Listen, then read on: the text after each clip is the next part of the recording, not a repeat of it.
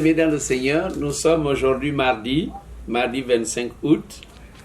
Que la grâce et la paix de Dieu vous soient abondamment multipliées. Vraiment que Dieu bénisse l'écoute de sa parole. Seigneur, merci pour ta parole qui est une lampe à nos pieds, comme disait David, une lumière sur notre sentier. Éclaire-nous par ta parole. Nous savons que par ta parole, nous avons la lumière. Par ta parole, nous avons suffisamment d'éclairage pour marcher dans tes voies. Bénis ces instants, Père, au nom de Jésus. Amen. Eh bien, ce soir, nous allons parler de l'absence de communion.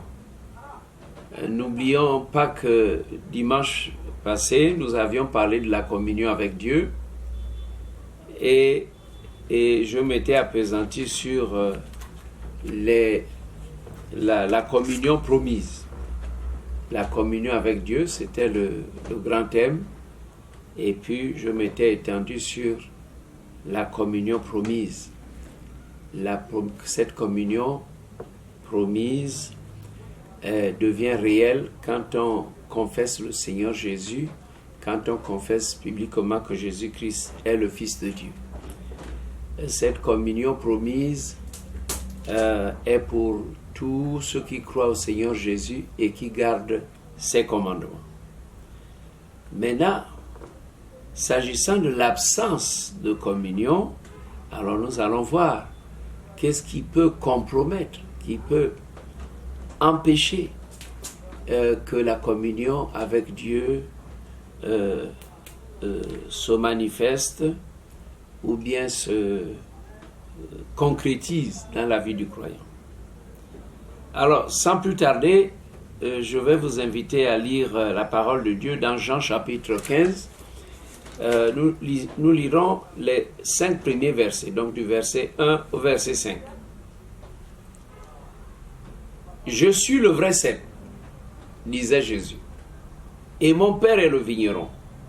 Tout sarment qui est à moi et qui ne porte pas de fruits, il le retranche, et tout sarment qui porte du fruit, il émonde, afin qu'il porte encore plus de fruits. Déjà vous êtes purs à cause de la parole que je vous ai annoncée. Demeurez à moi et je demeurerai en vous. Comme le sarment ne peut de lui-même porter du fruit s'il demeure attaché au cep, ainsi vous ne le pouvez non plus si vous ne demeurez en moi. Je suis le cep, vous êtes les sarments. Celui qui demeure en moi et en qui je demeure porte beaucoup de fruits, car sans moi, vous ne pouvez rien faire.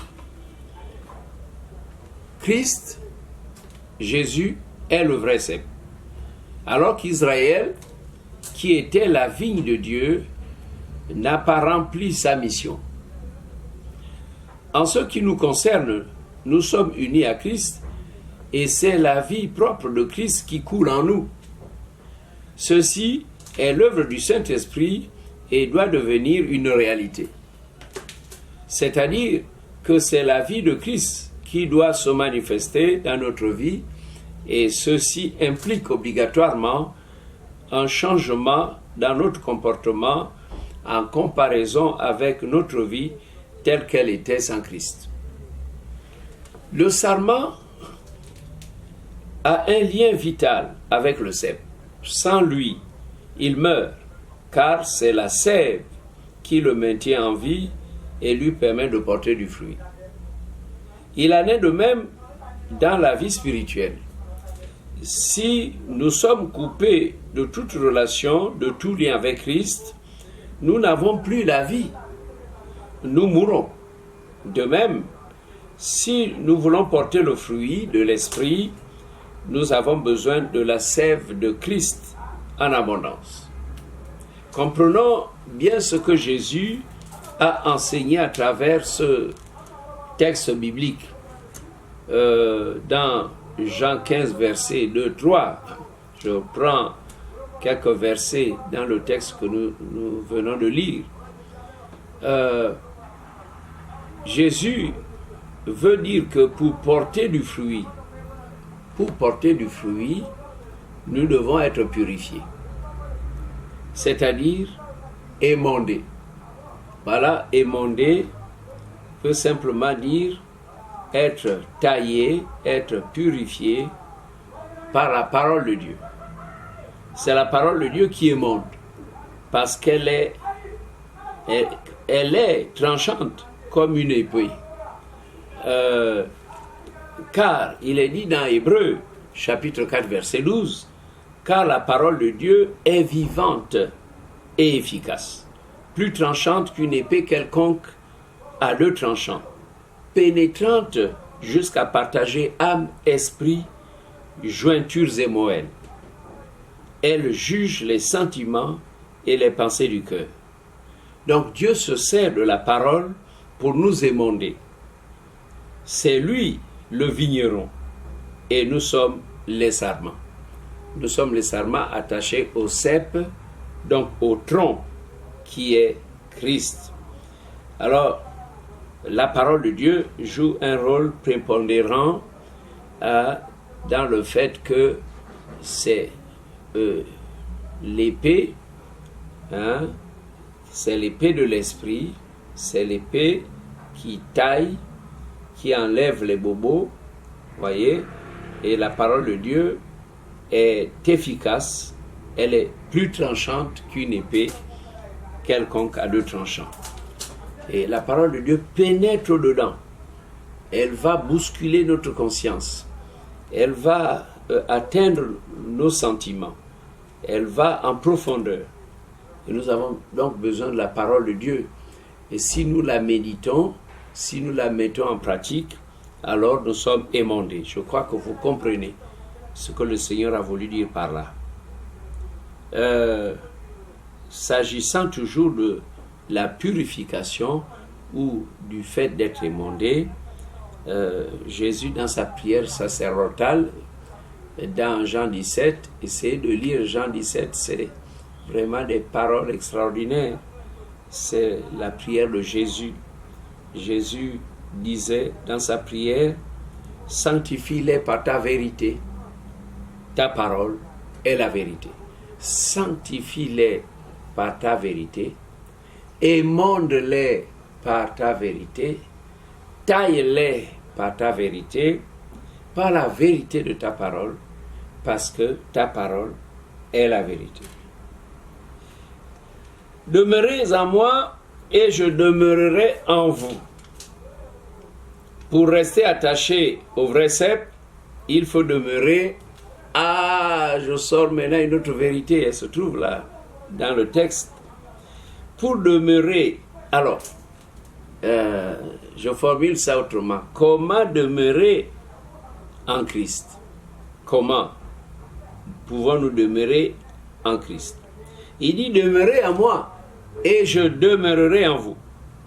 Donc, pour rester attaché au vrai cep, il faut demeurer dans son amour. Il faut demeurer dans son amour. Alors, je ne sais pas, peut-être ta vie chrétienne est caractérisée par le fait que tu chantes, que tu es dans un comité, que tu es vraiment actif. Peut-être pour toi, tu sens une certaine assurance dans le fait que tu participes à l'œuvre, tu donnes les dîmes et les offrandes, tu chantes, tu pries, tu adores, tu as été nommé dans un comité, mais Dieu a ses paramètres. Alors, peut-être que malgré tes responsabilités, malgré tes activités, Dieu ne t'approuve pas. Parce que demeurer en lui, il y a quelque chose d'important à faire. Pour rester attaché au vrai cep, il faut demeurer dans son amour. Il faut demeurer dans son amour. Lisons un peu, lisons pour bien comprendre à partir de, nous restons dans Jean chapitre 15, nous lisons du verset 10 au verset 14. Si vous gardez mes commandements, vous demeurerez dans mon amour. De même que j'ai gardé les commandements de mon Père et que je demeure dans son amour. Je vous ai dit ces choses afin que ma joie soit en vous et que votre joie soit parfaite. C'est ici mon commandement. Aimez-vous les uns les autres comme je vous ai aimés. Il n'y a pas de plus grand amour que de donner sa vie pour ses amis. Vous êtes mes amis si vous faites ce que je vous commande. Voilà, je devais m'arrêter là, verset 14. Essayons de tirer de ce verset les points saillants, les points les plus importants. Alors, voyez, le Seigneur est en train de nous enseigner et nous dit « Demeurez à moi, je demeurerai en vous ». Ensuite, il dit il y a un commandement important. C'est ici mon commandement. Aimez-vous les uns les autres comme je vous ai aimé. Il n'y a pas de plus grand amour que de donner sa vie pour ses amis. Vous êtes mes amis si vous faites ce que je vous commande. Ok, je reviendrai sur l'amitié avec le Seigneur. Hein? C'est un statut un peu spécial. Mais d'abord, comprenons que pour demeurer attaché en Christ, il faut demeurer dans son amour. Quel amour alors? Non seulement nous devons l'aimer, mais nous devons nous aimer les uns les autres. Alors, c'est ça. Donc, attention. Attention, la vie chrétienne, la spiritualité n'est pas faite de plein d'activités. Les prophètes de Baal priaient beaucoup, mais ils n'avaient rien du tout. Ils n'avaient pas le vrai Dieu. Leur prière n'était pas exaucée. C'était des activistes. Alors, il ne faut pas être activiste dans l'Église, dans l'œuvre du Seigneur. Il faut être attaché au Seigneur Jésus.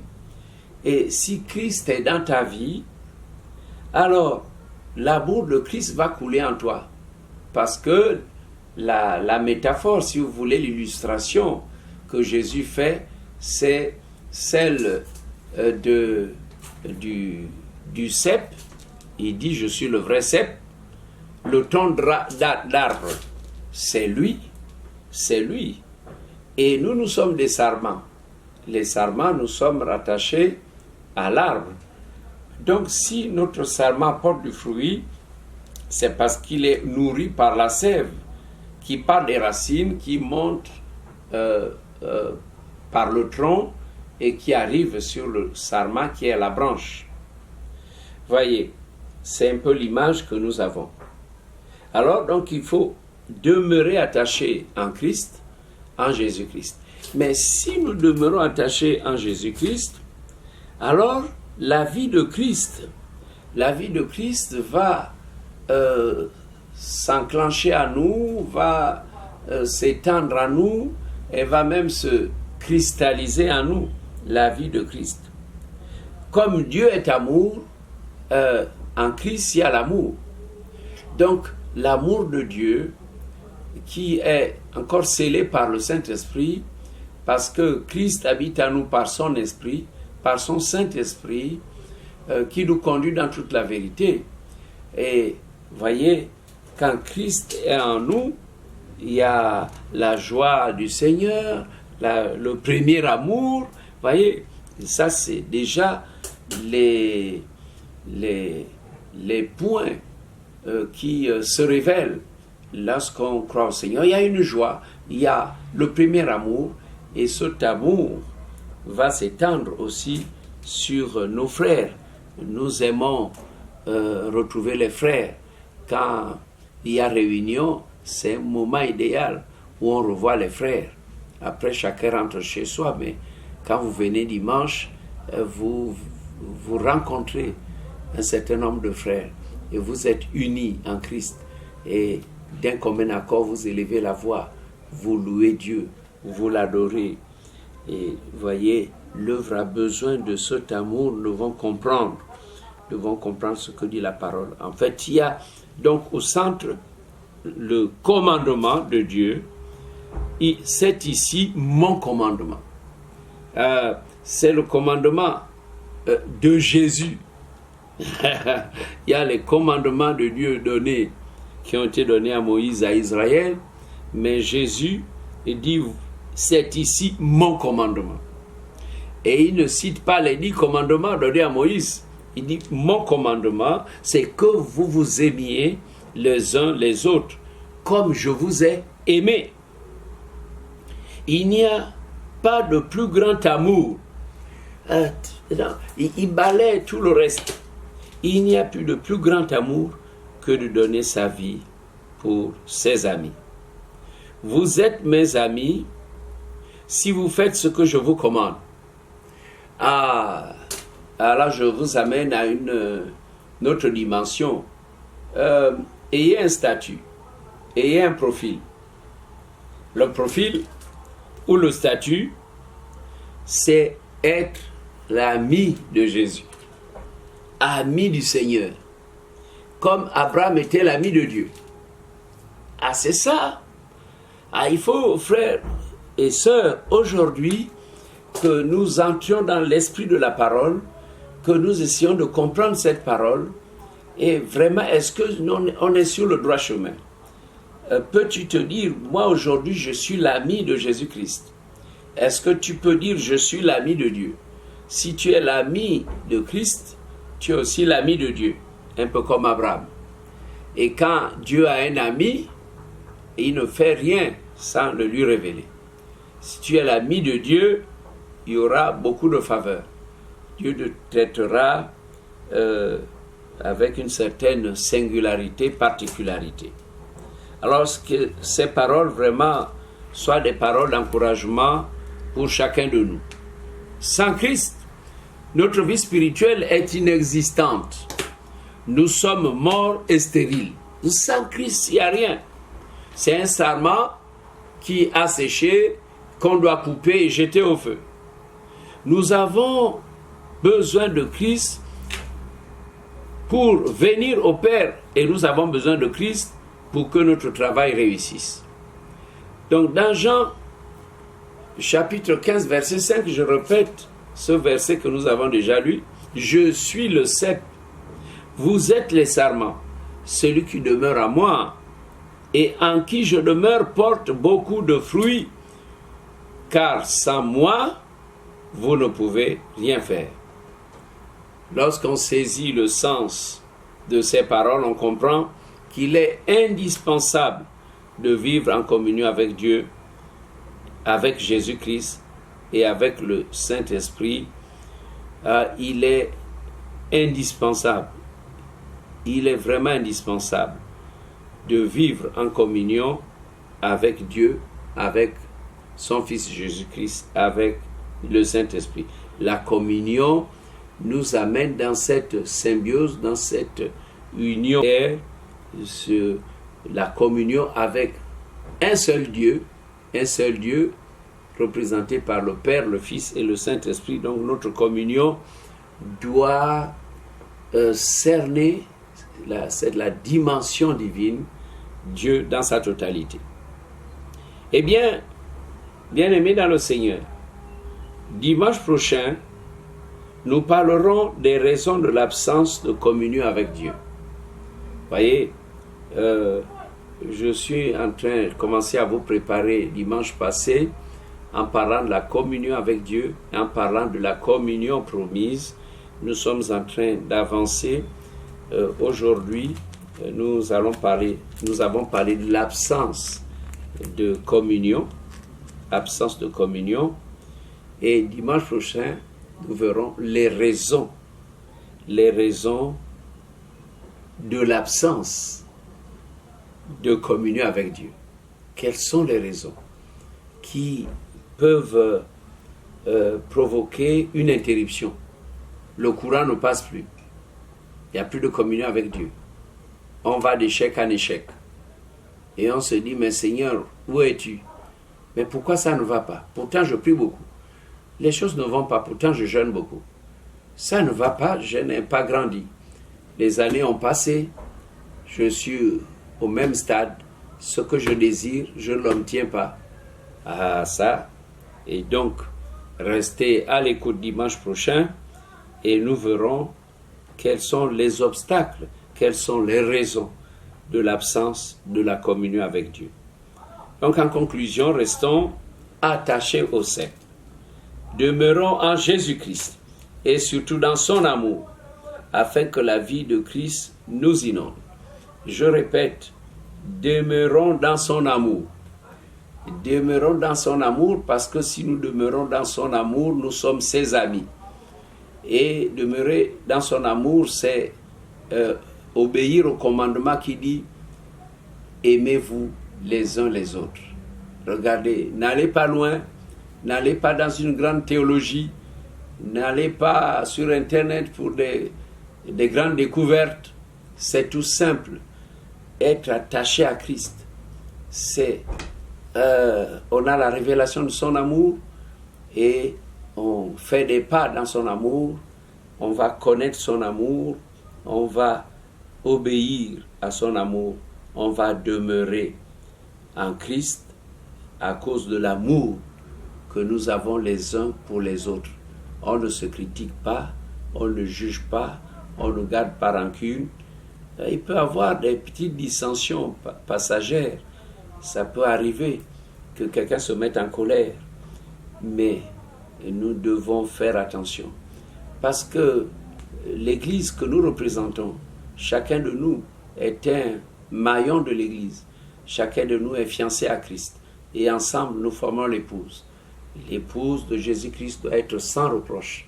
Alors, si vous aspirez à l'enlèvement de l'Église, et si vous ne voulez pas rester quand la trompette sonnera, alors veillez comme des vierges sages à demeurer dans l'amour et à observer ce commandement important et à aimer le Seigneur et aimer ses frères et sœurs sans hypocrisie. Les aimer de tout cœur, se supporter, c'est ça le fruit. Parce que maintenant, si vous allez dans les enseignements de l'apôtre Paul pour connaître le fruit de l'esprit, c'est pour ça le beau fruit est toujours au singulier. Il s'agit là du fruit de l'esprit. Donc, sans moi, disait Jésus, vous ne pouvez rien faire. Sans moi, vous n'allez pas atteindre la maturité. Sans moi, il n'y aura pas de spiritualité véritable. Et quand la trompette sonnera, eh bien, tu resteras dans ton coin, dans ton champ, dans ta chambre, dans ton lit, dans ta cuisine, tu resteras. Et les autres iront. Parce qu'au ciel là-bas, je crois que l'accueil se fera pour tous ceux qui ont aimé Dieu de tout leur cœur, ceux qui ont aimé les autres. Parce que tous les dons d'ailleurs vont automatiquement disparaître. Mais l'amour, c'est l'amour qui demeure. Donc c'est avec l'amour que nous serons au ciel un jour. Et c'est pour cela, quand la Bible parle de la perfection, il s'agit de la perfection dans l'amour. Soyez parfaits comme votre Seigneur est parfait. Cette perfection concerne l'amour. Nous devons être parfaits, vraiment parfaits dans l'amour. Amen. Que Dieu vous bénisse. Merci Seigneur, que ces points essentiels soient compris. Seigneur, nous faisons beaucoup de choses. Et quand je vois aujourd'hui même les pasteurs parler, je les vois dans les forums, au niveau des églises de réveil, je les vois dans les réseaux sociaux, beaucoup d'activités, je vois des débats, Dieu en question, sur beaucoup de choses. Mais il y a des petits points. Et si ces points ne sont pas traités avec sérieux, si ces points ne sont pas compris, alors il n'y aura pas de ciel. Même si quelqu'un a brillé par beaucoup de déclarations dans sa vie chrétienne. Il y a des petits points essentiels. Pas beaucoup de choses. Il y a Christ devant nous, à avoir confessé publiquement que Jésus-Christ est le Fils de Dieu, automatiquement on est connecté. Automatiquement on est connecté et il y a des promesses. Il y a la promesse de la communion avec Dieu parce qu'on a cru au Seigneur Jésus, on l'a confessé et automatiquement la vie qui est en Christ passe sur celui qui confesse, celui qui se donne. C'est automatique. Et le Saint-Esprit va opérer en lui la nouvelle naissance et un processus va se déclencher pour son affermissement, pour sa maturité. Oui, il y aura l'étape de la plénitude dans le Saint-Esprit. Il y a beaucoup de choses. Ah Seigneur, donne-nous de saisir l'essentiel. Tu ne nous demandes pas de connaître toute la théologie, l'histoire d'Israël, l'histoire de l'Église, les proverbes, les cantiques. Tu nous demandes d'être prêts à l'enlèvement. Aide-nous, Père, aide-nous, s'il te plaît. Aide-moi, aide mes frères, aide l'Église. Vraiment être prêt ce jour-là, au nom de Jésus. Amen. Amen. Union, Trinité.